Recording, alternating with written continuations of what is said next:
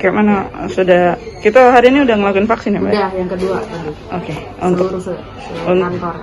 Untuk efeknya mungkin yang bisa kita rasain, Mbak, sekarang. Alhamdulillah sih belum ada efek sampai sekarang ya. Oke, kalau Kak kalau yang kedua ini lebih nggak terasa untuk suntikannya dibanding yang pertama kan agak pedih.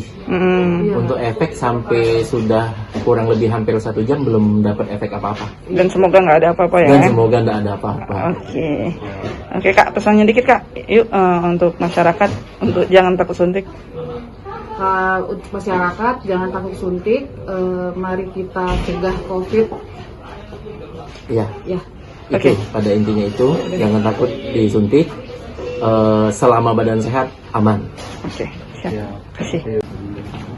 Ya, kegiatan kita hari ini adalah melaksanakan vaksinasi seluruh pegawai Kejaksaan Negeri Palembang untuk vaksinasi yang kedua.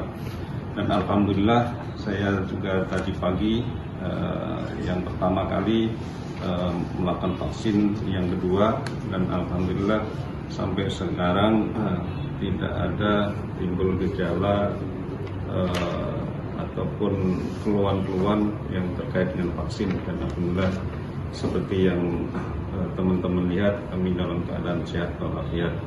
Bahwa tujuan kita melaksanakan vaksinasi ini pertama adalah mendukung program pemerintah dalam pelaksanaan vaksin seluruh rakyat Indonesia, yang khususnya di Kejaksaan Negeri Palembang. Yang kedua, untuk memberikan kekebalan terhadap para pegawai di Kejaksaan Negeri Palembang, karena Kejaksaan Negeri Palembang ini merupakan institusi yang melakukan pelayanan publik, sehingga kita pegawai Kejaksaan Negeri Palembang kita bekali agar imunnya terbentuk sehingga mempunyai kekebalan terhadap virus COVID-19. Mudah-mudahan ini merupakan ikhtiar kami dalam terkait kita zona merah ini juga. Kita sudah mengambil langkah-langkah agar tidak terjadi kerumunan di Kejaksaan Negeri Palembang. Maka ada pelayanan kami yang kami letakkan di Mall PTSP Kota Palembang, terutama yaitu ada layanan tilang dan juga pelayanan hukum.